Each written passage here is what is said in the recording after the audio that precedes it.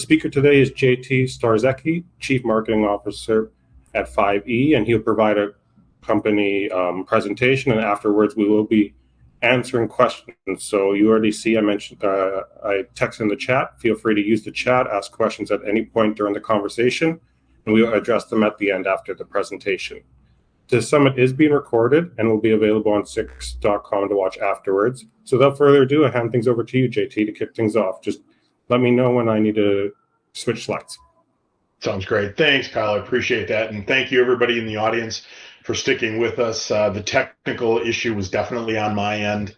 My laptop ended up crashing, so I had to do a reboot that didn't go as well as planned. But again, thank you for joining us today, and I hope that you'll find the wait being worthwhile. So, Kyle, why don't we get through the disclaimer? There's 2 pages of that, and let's just go into kicking off the presentation. So for anybody new sort of joining in to hear the story for the first time, or for anybody in the audience that is looking for a refresher of the company, let me just walk through a little bit of what the value proposition and sort of the investment thesis is. So at 5E Advanced Materials, what are we doing? We are building the next great thing in the battery materials space and in the clean energy and global energy transition space. So we have built an infrastructure in the Central Mojave Desert in the state of California to produce a product called boron or boric acid. We also have the benefit of the deposit containing lithium. And so we have built an infrastructure that allows us to mine, produce, refine, and then sell not only into the domestic, but the global market. So as a product coming into the global space with boric acid is right now dominated by 2 main players. There is a aging asset also in California owned by Rio Tinto. The majority of the boric acid supply comes out of Turkey right now, and they also sit on a large amount of the world's deposit.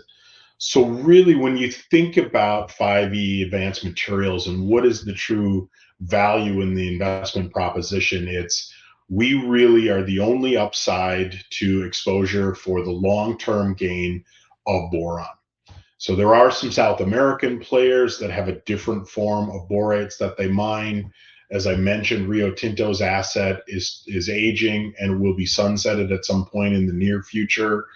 Really, the market is dominated by Turkey and the refinement of those products going into countries like Russia and China.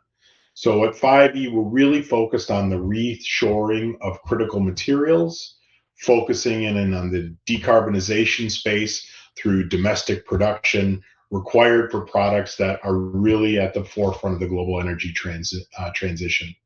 So we are designated as critical infrastructure by the US government.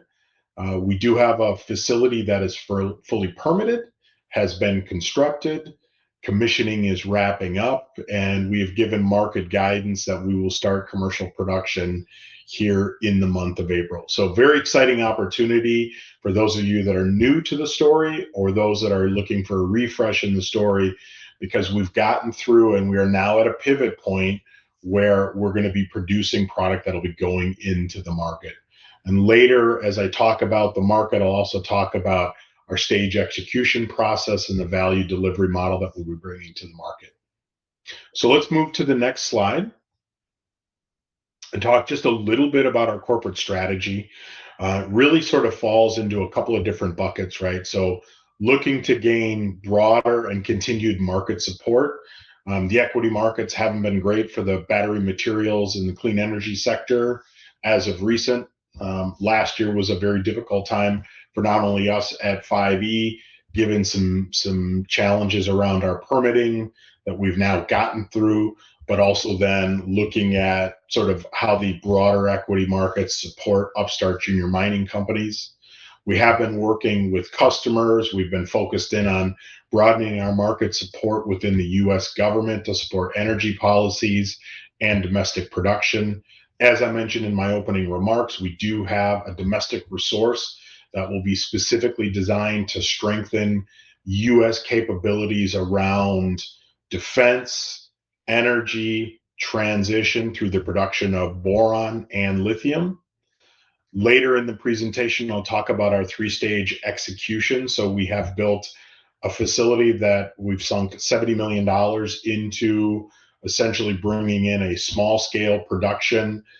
We took time last year while we were working through the final stages of the permitting process to actually refine the operations to allow us to increase our production. As we unlock that growing and scaling production, it allows us to tap into other forms of funding that will ultimately allow us to build phase 1, phase 2. There's also a phase 3 that we've talked about in our SK 1300 technical report. And that all flows back into this production profile, right? So starting with 2,000 tons, giving us the ability to scale up, essentially the ability to look at, do we have the opportunity to scale to 9,000 tons? That's going to unlock a lot of different commercial opportunities. It's going to unlock a lot of different funding opportunities. And then ultimately we talk about phase 1 commercial production or large scale commercial production at 90,000 tons and about 1,100 tons of lithium carbonate.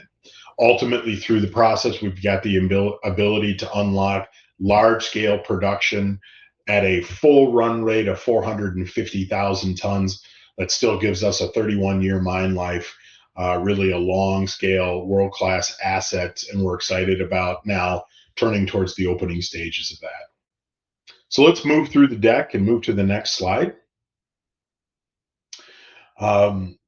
A lot of people, when we first start talking about sort of what we do at 5E, there's a fair amount that have a response of what exactly is boron, or I've never heard of boron, or what is boron used in.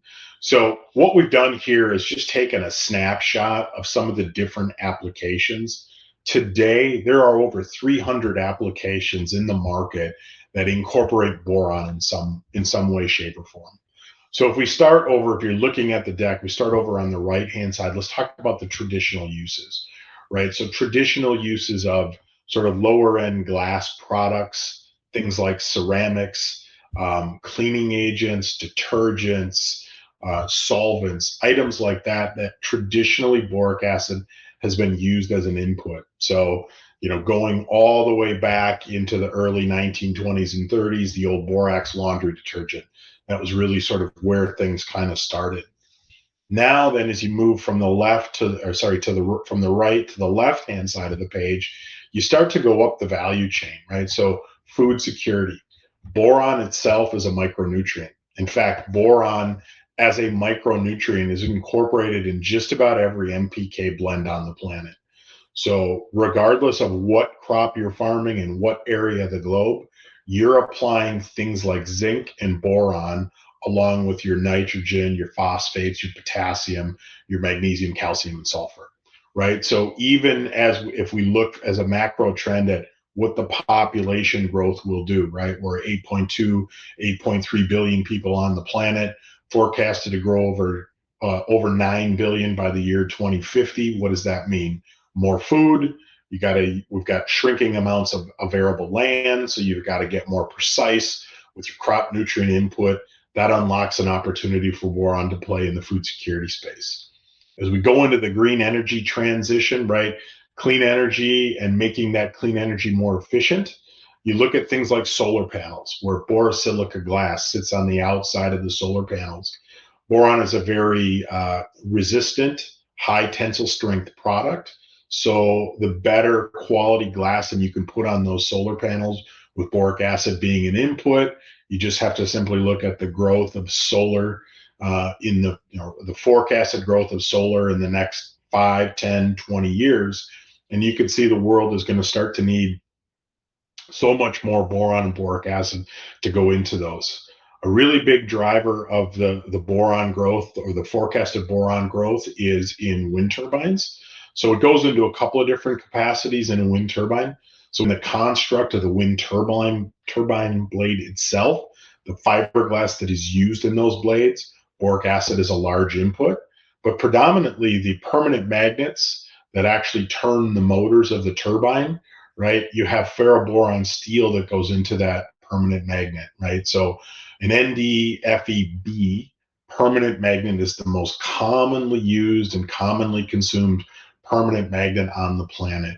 You essentially have 2 parts rare earth and 1 part boron. So you see in vogue today the need for more rare earths. So will follow the need for boron, right? Because that ferroboron steel is ultra important into the incorporation of the magnet technologies. And while we're on the topic of ferroboron, ferroboron goes into the chassis for all electric vehicles. It's even being incorporated into gasoline-powered vehicles because it's lighter, it makes the vehicle more efficient, but also has a higher tensile strength. But then when you go into the EV sector, you look at things like those same permanent magnets. You look at acoustic and sound and heat insulation. You look at the touch screens and the electronics in all electric vehicles and other gasoline powered vehicles. All of those screens incorporate boric acid in some way, shape, or form. So there's just a wide variety of use for boron, boric acid into all of these different applications. And as I mentioned in earlier remarks, boric acid is an input into over 300 products today. So your daily life revolves around having boric acid into some of the products. It's just one of the best kept secrets right now. And that's one of the things we're trying to do here at 5E is get the mainstream to understand just how important boron is. So as we move forward into the deck, we take a look at forecasted growth and the forecasted supply and demand imbalance. So this study that we're quoting here was published by a well-known bank that covers the sector itself. So in today's market, or give or take 2023, the market for boric acid was somewhere between 3.4 and 3.6 million tons of boric acid equivalent. What this study illustrated was what happens when that number increases. And you can take a view on, will that number double? Will that number triple?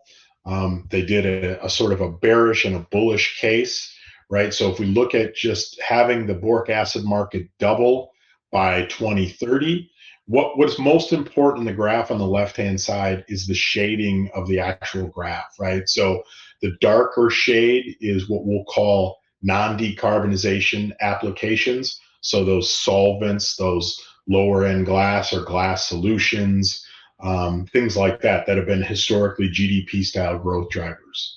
But then if you remember back in the previous slide, as we go up the value chain, things that go into precision agriculture, crop nutrients, clean energy, electric vehicles, that's what's represented in the lighter shades of the graph. So you can take a view, but in reality, the market is going to grow. Because there are very few sources currently of boric acid, it's what leads us into the graph on the right-hand side, which is this growing supply and demand imbalance. You've got 2 producers that comprise 85% of the world's global production. You've got one of those producers that controls the global supply or sits on the reserves. It won't take much to show the leap of you've got a growing demand because of decarbonization applications, and you have no new projects outside of 5E coming online anytime soon.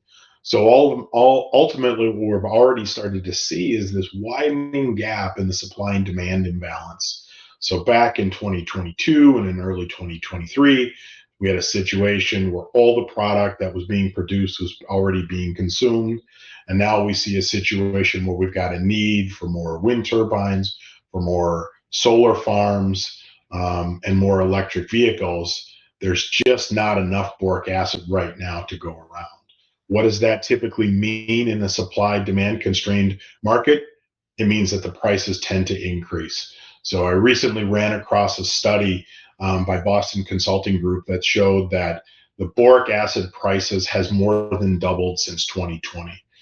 Historical price points were always very consistent, but now we've seen a growing price point and a maintaining of that price point level that is more than double than historical levels. It does unlock the ability for a project like ours to come into the market, which is is really, it's just is an absolute opportune time for us to be coming into the market, bringing the Fort Cady Boron Americas complex online here as we are in 2024. So let's keep moving through the deck. We'll talk about the demand profile a little bit. This is just a different way of looking at 2 slides ago, which is on the left-hand side, you've got traditional boron markets, right? Things like borosilica glass, fiberglass, even fiber optics. Boric acid is a large input into fiber optics, micronutrients, ceramics. But then it's really that light green wedge that then flows over into the emerging boron markets. And so if you just take a look at things like green energy technology, what is needed for more EVs, and sort of the whole global decarbonization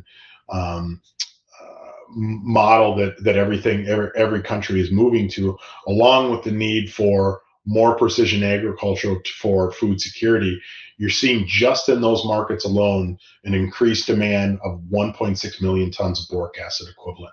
So even if we were to immediately turn on and go to full production, which obviously we can't do because we've got to build in phases, we still wouldn't be able to bring in enough product to meet just that simple increased demand. When you then couple that with the fact that Rio Tinto has already talked to the market on how they're shrinking their current production, and they have over a course of years, they're going to sunset their mine. We're really in an issue where there's just not going to be physically enough product to go into the market in the next 7 years. So we're excited about the positioning that we have as a domestic leader in boron production. So as we move through, looking at building global market support. So what you see on the right-hand side are just a smattering of what we have from an overall market support perspective. We are dual listed on both the NASDAQ and the ASX. We do have public LOIs and commercial agreements out there with the likes of Corning. We have done a lot of research work over the years to look at how do we maximize the use of boron into cutting edge technology. I mean, one of the things I haven't touched on is boron or boric acid is used in things like pharmaceutical applications. So there's actual FDA approved drugs on the market that incorporate it. So the span of which we can use boric acid greatly it's a vast market opportunity. We've continued to get market support and coverage support from banks like D.A. Davidson and Baird. We have continued to build our market support in the U.S. government. Everybody likes to chase the shiny Department of Energy and their loans programs office. But really, when you look at the downstream derivative products that boric acid goes into, it has so many defense applications. So boron carbide, you'll know that by the commercial name of Kevlar. So things like body armor, tank armor, things that go into rocket propulsion and flare technology, ammunition, all of those defense applications really are at the focal point. And what the U.S. Department of Defense faces today is anywhere, depending on the product, anywhere from 85 to 100% of those products are refined and processed in places like Russia and China. So we've got a scenario where even when you've got domestic product that is mined in California by Rio Tinto, it gets put on a boat, it gets sent over to some of these other nations for processing, and then brought back into the United States. So we have a slide, so let's move forward, that shows essentially that strategic advantage that we have. So for those that haven't followed the story to date, we are a solution mining operation, which means we don't have massive surface disturbance. We also minimize safety risk by not having to put personnel and large machinery downhole. What we essentially do is we operate a series of wells in a well field that extract the fluid down, and through those same wells extract. So we inject the fluid down, we extract the fluid back up. It goes into our infrastructure for things like drying, for things like crystallization. We do some additives to it to create a lithium carbonate product, but we have it all in a self-contained unit. So We've built the project in the desert. We've got non-human consumption, non-ag aquifers that sit on the outside of the deposit. We don't have an endless draw upon that water because we have a closed loop system. We essentially reutilize anywhere from 96 to 98% of our water. So we don't have an endless draw. Very different from hard rock mining, where you have drill and blast. You have the safety issue with underground caverns. You've got machinery that ultimately gets left underground. And then, of course, with hard rock and underground mining, you introduce the safety risk for personnel. Where our geographical advantage really comes into play is we've done a very simple outline on the right-hand side for how the product is produced today, or how products, plural, are produced today. So product is mined in Turkey. It's then put into some sort of solution, or it gets then transported over to China, right? You take that solution, you put it into a processing plant, you have to refine the product, you then have to put it back on a boat and move it back to countries like the United States, where it's ultimately moved to the end customers.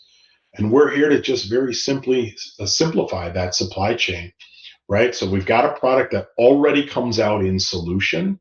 We can then put it through our process on site.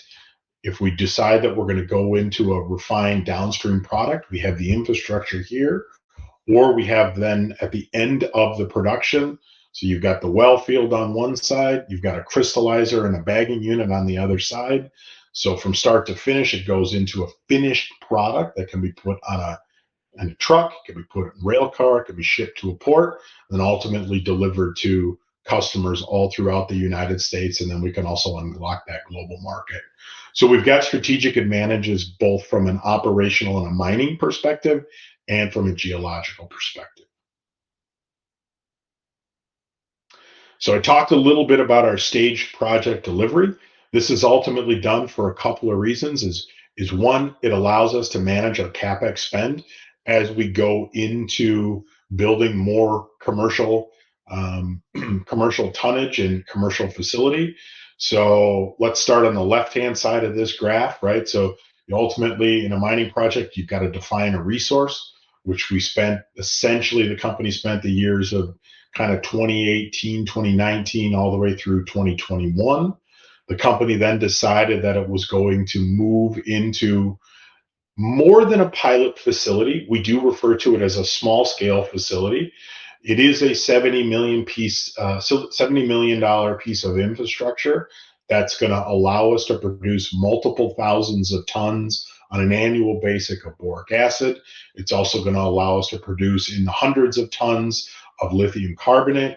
It shows the broader market that we can mine the ore body, that we can operate the well field very efficiently. We know the downhole chemistry. We know what it's going to take to process the product. And then ultimately, we've got a facility where we can get that product then moved out to customers for technical validation. It allows us to then take our own product to spec, negotiate things like customer financing, offtake agreements, which then will also ultimately play into us moving into what we call commercial phase one, which will bring on 90,000 tons of boric acid. It's going to bring on 1,100 tons of lithium carbonate. We can build that infrastructure all in for circa $390 million US, inflation adjusted. But most importantly, that's a very cash flow positive business, right? At market prices that are contained in our SK 1300, you can look at a business that is netting about $101 million of EBITDA. So very enticing business that then also has the infrastructure that's already built. It's going to allow us to go downstream. It's going to allow us to then expand into things like phase two, which brings on yet another 180,000 tons, an additional 2,200 tons of lithium carbonate, and gives us a very enticing $360 million EBITDA number. So this stage project delivery is going to allow us to manage CapEx, grow into the market, and ultimately deliver long-term value to our shareholders.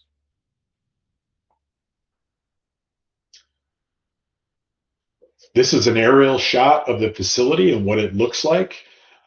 This is, again, not a laboratory, not a bench scale, not a couple of different, outbuildings, but this is a fully functioning well field operation boric acid producing facility. We've spent the first quarter finishing off on things like electrical work. We've finished the commissioning. We're very excited that we're going to be bringing an operational update to the broader market in the very near future. And we're excited the fact that we are the next producer of commercial grade boric acid in the United States. And ultimately, that brings us kind of to the pivot point. You can go ahead and, brings us to sort of a pivot point where hopefully that's given people a bit of an update, a bit of a refresher. Those that are new to the story can sort of get you a little bit enticed that we are really, if you like the thematics and you like the global market and you like the green energy transition, we are really the opportunity to invest in the upside of the boron market and what's going to bring. So I think at that point, Kyle, I'm going to pivot, turn it back to you, open up the floor for questions, whatever I can do to answer. The floor is yours. Excellent. Thank you, JT. Excellent presentation. Reminder for anyone that you can submit questions in the chat. I see a question in there, and you might have seen me looking down. I was taking notes during the presentation. What I've noticed about boron is I've seen a lot of similarities with an element or metal that I was looking into before, because this is the first time I'm listening to anything about boron, and I see a lot of parallels to phosphate in regards to supply constraints. In terms of phosphate, I believe it's Morocco. In this term, it's Turkey. And you said 85%. Sorry, I have a little bit of a cold here. Excuse me. You said 85% from two producers. Could you elaborate a little further on that breakdown? Who are they? Is one American, one Turkey? Sure, absolutely, I can, and I'm happy to also draw parallels on a couple of different other materials that are probably similar. I will also comment on phosphate. I spent 12 years in the specialty fertilizer sector, so I understand that market probably better than the average person out there. So yes, two producers essentially dominate the market right now. So Rio Tinto has, call it 22, 23% of the borate production today. That is a mine that they've been operating in excess of 100 years. It isn't a core part of their business, right? So a lot of times we get a question, well, if Rio is only 80 miles from you, does it make sense for them to come in and acquire you? This has been a historical asset. They're not in the boron business per se, right? If you're iron ore, if you're copper, if you've got 2 centuries of a mine life, that's more the size and really what a large company like Rio Tinto looks for. I spent a little bit of time in Anglo American, which is also a large global miner, so I understand the portfolio and sort of the profile of what they look for. So we really aren't an acquisition target for Rio. There's a Turkish government-owned entity called Eti Maden. Again, it's a government-owned entity, so there's no investment opportunity there. They do operate 5 different mines that are at capacity right now. They do sit on 72% of the world's reserves, but for them to bring more product into the market is going to require infrastructure investment, right? And so there is a building and a growing theory that even if they do decide to bring on more capacity, where the most likely expansion is going to be is into the advanced derivatives market, right? So the boron oxides, the boron carbides, the boron nitrides, margins are much better there. They do already have an established portfolio. So feeding the spot market probably doesn't make a lot of sense for them. So that's what the current market looks like. Phosphates, very similar. One of the things I didn't mention that I have mentioned in previous presentations is there's not a lot of boron deposits out there. There's only 6 overall identified junior projects, and of those 6, 5 of them have either don't have fully permitted or have been rejected from a technical processing rationale. So when you look at new capacity, there is one place to look. That's 5E. Phosphates, no different, right? Phosphates are essentially a product of dried up seabeds, fossils that have transformed over a period of centuries, millennials, if you will, right? So you typically will find a phosphate deposit on the edge of an ocean or some part of a seabed. The boron deposits are even that much more geologically complex. You also need to have, outside of an evaporate sea basin, you need to have volcanic activity. You also need to have a fault basin that sits in and essentially traps that product so that it can form over centuries. And so I would argue that we're even that much more scarce than the phosphates sector because of all the other geological challenges you have. And then you mix in that there's different types of borates. You've got calcium and salt-based borates, which is what we're mining, much more easier to process versus a silica or a sand-based salt borate deposit, which is where a lot of the new deposits actually sit in. So there are some similarities. You can also look back 10 years ago at when lithium sort of became in vogue. Rare earths are now sort of the sexy thing in the battery material space. But all of that stuff has another input to make those products run, and that's boron. So, you can look and you can draw a pretty simple conclusion that the likelihood of us following some of those patterns is pretty high. Interesting. Yeah, so with phosphate, as to my knowledge, there's only 3 publicly traded investment vehicles, and maybe a couple more. And for boron, it's really Rio Tinto and 5Es. There are no other publicly listed players out there. Well, and I would challenge that an investment in Rio isn't an investment in boron; it's an investment in iron ore and copper. So if you like the global thematics, where the energy transition is going, you understand the inputs needed for permanent magnets and electric vehicles, we are truly the investment of choice for boron. Any other upstart potential boron project, and there is one other identified project in North America that isn't permitted, but it's really a lithium project that has boron as a co-product. We're in reverse. We do have lithium as a co-product of what we're doing, but we are the place to invest if you want to invest in the upside of boron. Great, excellent. So I'm going to tie into one more supply demand question here. I see in 2026, it looks like to 2028, there's going to be a little bit of growth, both in the United States and Turkey.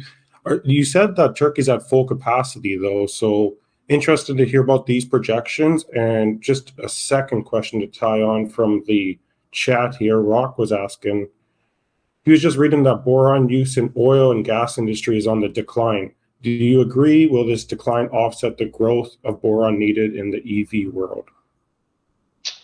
So it does have an application in the oil and gas industry, and I'm not going to pretend to be an oil and gas expert. It also does have applications in coal, things like coal refining, right? And there are some studies that you can find out there that says that if you coat brown coal or you incorporate boron into the processing of coal, it actually will burn and be able to be processed at a lower temperature, thus drawing the conclusion that emissions will be lower.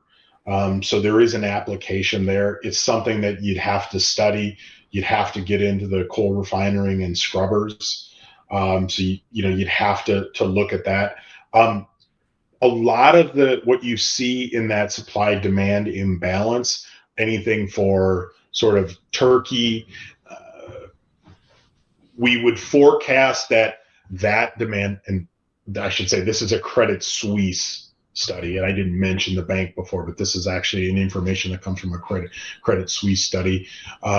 You will more than likely see a little bit of incremental, I would say maybe production, but in all reality, where you're going to see any growth coming out of Turkey will will be in the advanced materials space. So I would offer that we aren't tied so much to the petroleum industry, to the oil and gas sector, even to the coal sector. Really, where I think investors that are considering looking at adding us to the portfolio, you really want to look at the green energy transition. And you want to look at things like permanent magnets, specifically the growth of wind turbines, the need for more wind farms, solar farms. And you have to take a view on EVs, but there's 6 or 7 applications in every electric vehicle. Whether that's going to grow domestically will depend on things like the power grid. It certainly will grow globally, and the need for the product sort of speaks for itself. One of the comments I have made in other presentations that I didn't make in this presentation is right now there's no known substitute for boron. So you take the demand, you take the need for more of those green technologies, and you need boron just to keep up with the growth of those products. Thank you for that. We do have questions piling up, so this looks great. I'm going to just go in order for now. Adrian's asking, any more detail on 2025 critical mineral designation? How optimistic are we that boron will make the list? It's certainly something that we're excited about. About a month and a half ago, we released something to the market that essentially showcased that we had 10 representatives or members of Congress pen a letter to the USGS encouraging them to add boron to the critical minerals list. Boron is one of those elements that it's right on the cusp. Almost made the list the last go around. We've increased our lobby support. Also, I would also add that last year we were able to put out another release that said that boron itself is now listed in the appropriations language. And essentially what that is when the Department of Defense goes for their military budget on an annual basis, now by law, they have to identify where their boron is coming from, and they have it identified as a single point of failure in the supply chain based on its reliance for countries like China and Russia. So we have moved the needle. We have raised the profile very much so in the U.S. government. The USGS list falls underneath the Department of the Interior. We did have members of all forms, DOD, USGS, and the DOE come out and do a site visit last year. We have made the offer to have them come out now that the plant is going operational. So I think we're doing everything we possibly can to move that needle. I do like our chances. We are talking about a government body which, won't move as fast as most of our shareholders and stakeholders would like, but we're in the ring and we're continuing to make progress. We're continuing to raise the profile. We brief the steering committee on a quarterly basis that ultimately make the decision. So we like the position that we put the company in to make that list. Thank you. Canyon's asking, what sort of indicators or catalysts, both intra 5E and externally, should investors be looking to going forward in the nearer term? So if you're referring to catalysts within the organization, so I'll answer it both ways just so I can cover the basis. So if you're looking at catalysts internally or from an execution perspective, certainly turning the plant on in a commercial capacity, getting boric acid out, getting it crystallized, getting it to spec, that's a massive catalyst. We can then take that product, we can get it out to customers for technical validation, right? Because we're going to be offering a technical grade product, which means then the customers will put it through their internal labyrinth, test it with their own products. That's going to lead to things like offtake agreements, customer financing opportunities. That'll be a catalyst. Certainly, we've got a few different things from the government that we're working on. You mentioned one previously with the critical minerals list. That decision will be made in 2024. It will go into effect obviously in the turn of the new calendar year, but we're going through that process now. We've also made a lot of progress in the areas of advancing opportunities for government finance. both from a DOE perspective and a DOD perspective. We will give more of an update here in the coming weeks, specifically around government progress, because we've got a couple of milestones or things that we're just checking off the list here in March. So those are internal catalysts that'll fall into an opportunity. So operationally, commercially, and government. Externally, you can look at sort of everything I've been talking about in the market, right? So bringing on more green technology, looking for more ways to incorporate the product. There's so many different cutting edge things that are out there in the pharmaceutical space, in sort of the advanced technology space. And we're just going to continue to feed the market and support the market where we can, right? Opportunities to get third-party publications covering the boric acid space and the boron market. Those are opportunities. So there's really a lot of things that are out there externally.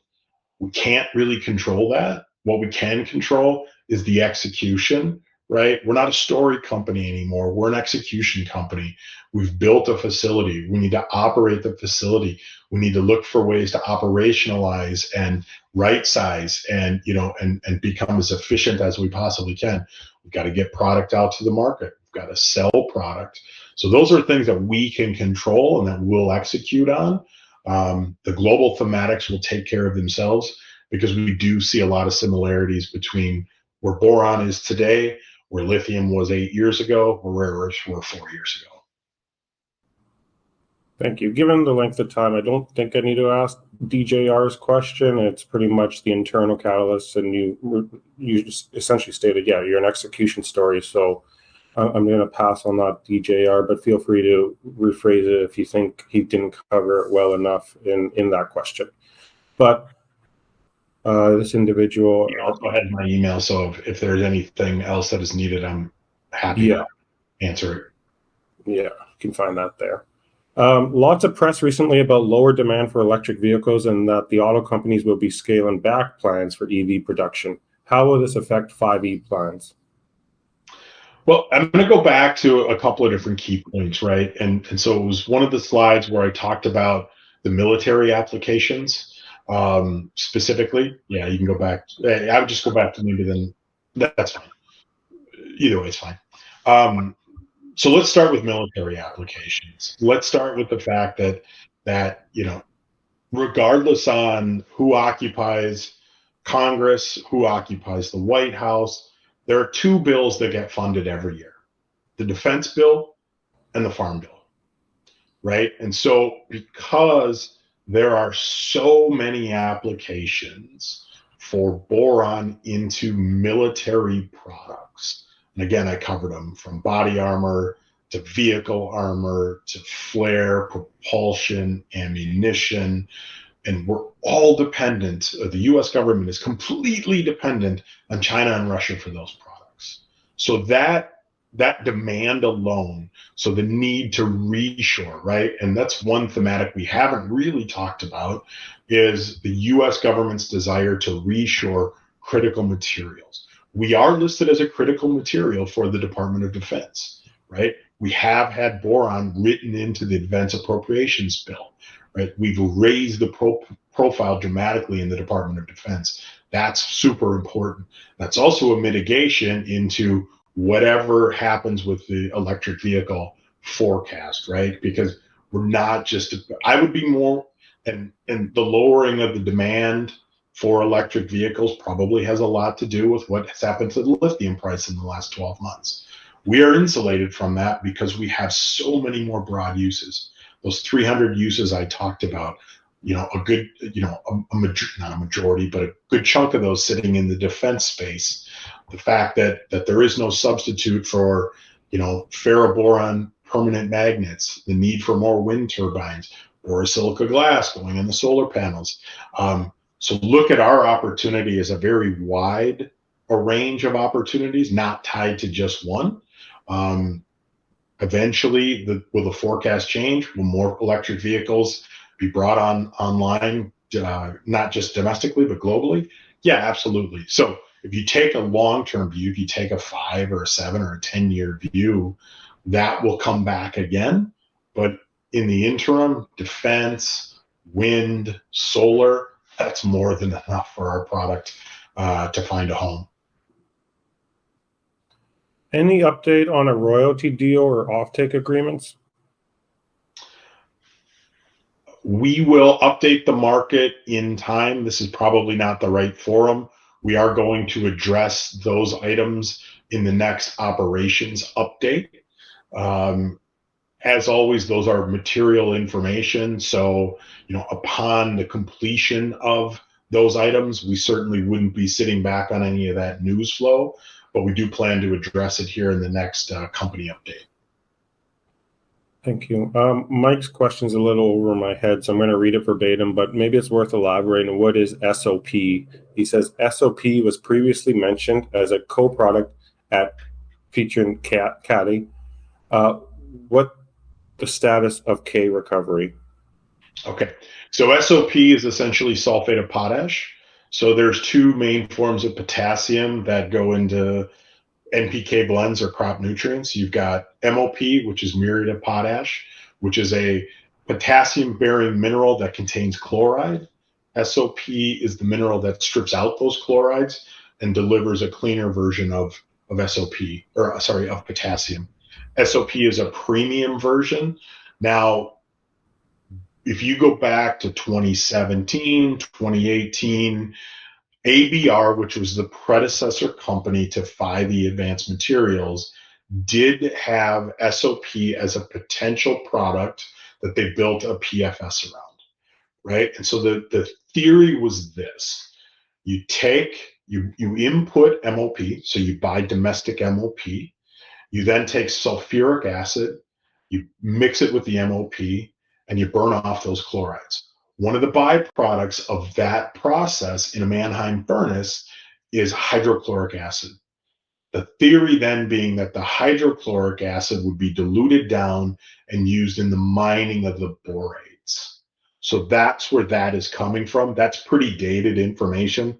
The strategy has changed certainly in the last 5 years, and we've been very, I think, transparent with the market. So that is an ABR historical part to the business strategy that I would say back in 2020, probably 2021 is more accurate.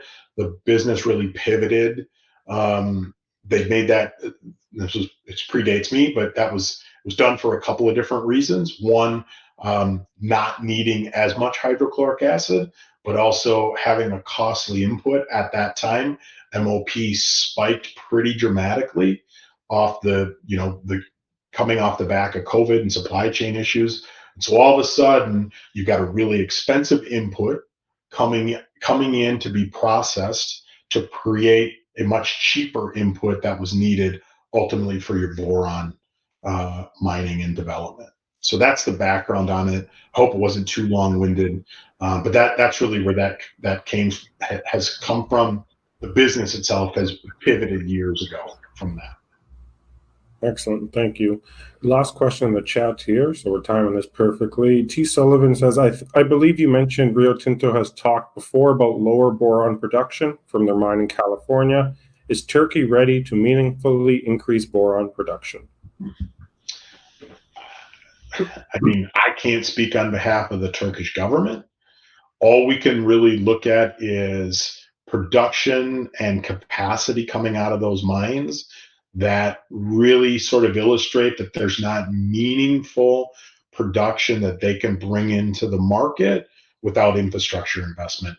I'm not going to comment on whether the Turkish government feels like they want to make that infrastructure investment.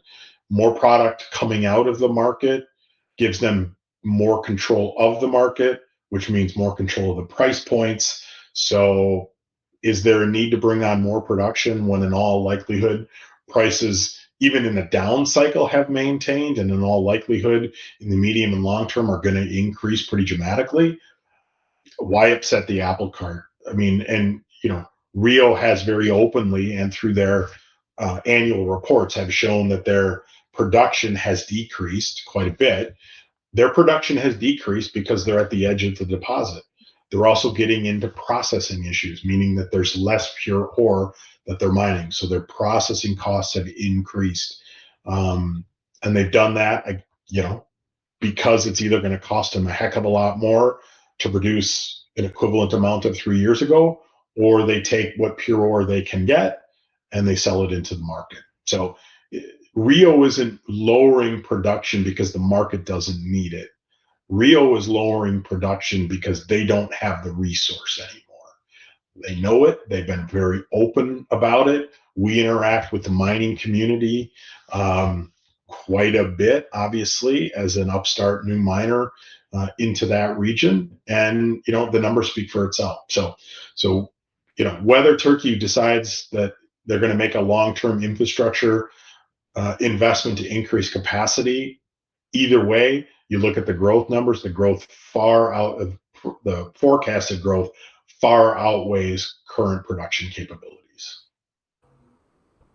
JT, do you have a meeting on the hour, or are you okay to answer a couple more questions? I'm okay to answer whatever's asked. Okay, excellent.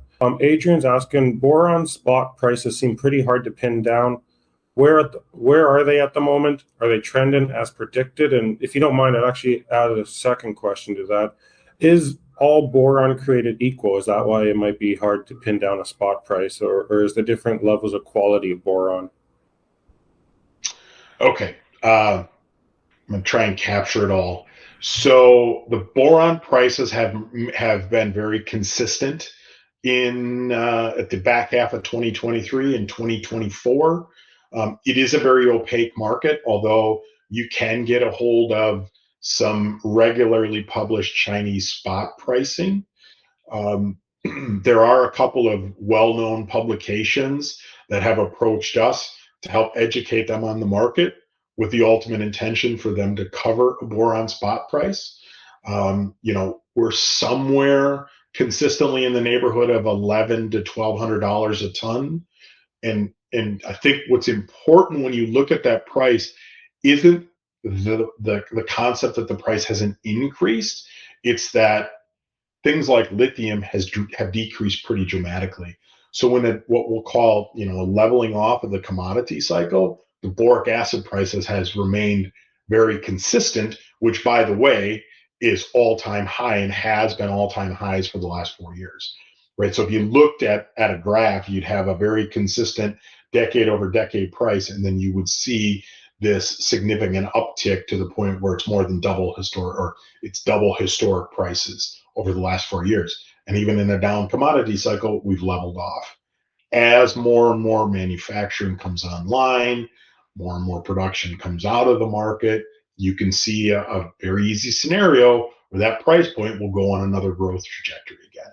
So that's the price point, and that's the person that asked the question, correct. It is an opaque price market. It's a little bit tougher, although you can scratch below the surface and you can get pretty reliable data. What was the second part of the question?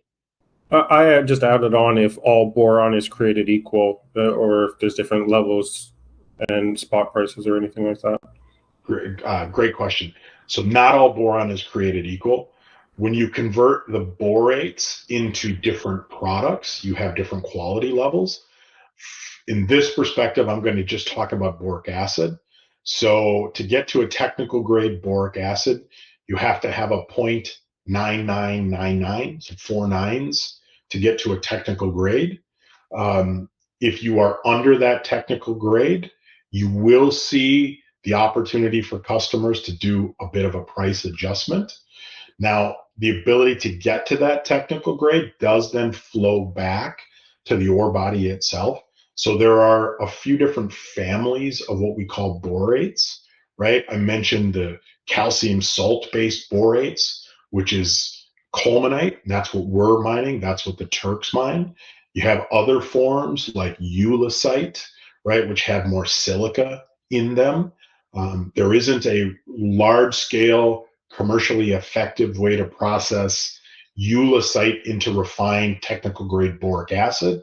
So a lot of those borates will go into other lower value applications. Long-winded answer of not all borates are created equal. It all goes into the refining of those borates. But I think that, the key takeaway here is our ore body mirrors exactly what the Turks mine. The Turks drive the market. The Turks get the premiums for premium products. So we love our position in the market coming in as an upstart producer. How is 5E approaching boron advanced materials such as oxides, borates, nitrides, and carbides as opposed to boric acid? So I'll go back to one of the first shareholder calls that we had when Susan Brennan joined us as chief executive last April. The strategy hasn't changed. The timing of the strategy has vacillated a little bit in the sense that you can't create advanced materials until you have boric acid out of the ground. So rather than coming out with a grandiose advanced material strategy, which we will do and we will execute on, you need to have your captive supply of boric acid. And so at that point in time, right, when she joined us and we communicated to the market, it was very simply, let's get it out of the ground. Let's get the PLS out of the ground. Let's produce technical grade boric acid. Let's produce commercial grade lithium carbonate. And then once we do that, right, then we can look at what are the advanced materials that make the most sense. Now, one of the advancements that we have had is the U.S. Department of Defense has approached us in a couple of different capacities, asking us about our ability to produce specifically two advanced materials.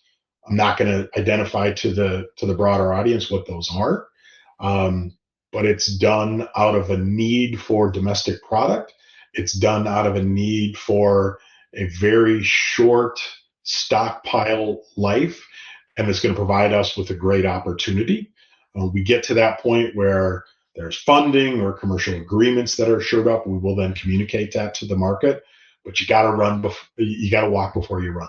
And that's essentially what we've worked on, is getting ourselves in a position to walk. We're at that point now, right? We get product out of the ground, we operationalize, and we get the facility very efficient, right? Keep our costs in check. Then we can look at what are the most, what advanced materials make the most sense for us as a business. But we are going to be in the advanced materials business. It's not an if, it's a when and a what. Excellent. Thank you, JT. And you addressed everyone's questions. A little bit of a shaky start, but it turned out to be a really interesting presentation. It was really, really excellent. Any closing remarks before we close things off? And just before that, quick reminder, this is being recorded, so it will be available to watch afterwards. But if you have any closing remarks, JT. Nothing from a company perspective. I would offer to those that are either listening in live or that will listen to the replay. We are now planning on doing a lot more of these events on a real-time basis. Our partners at Six have really shown to be fantastic in sort of how we're going to execute on things.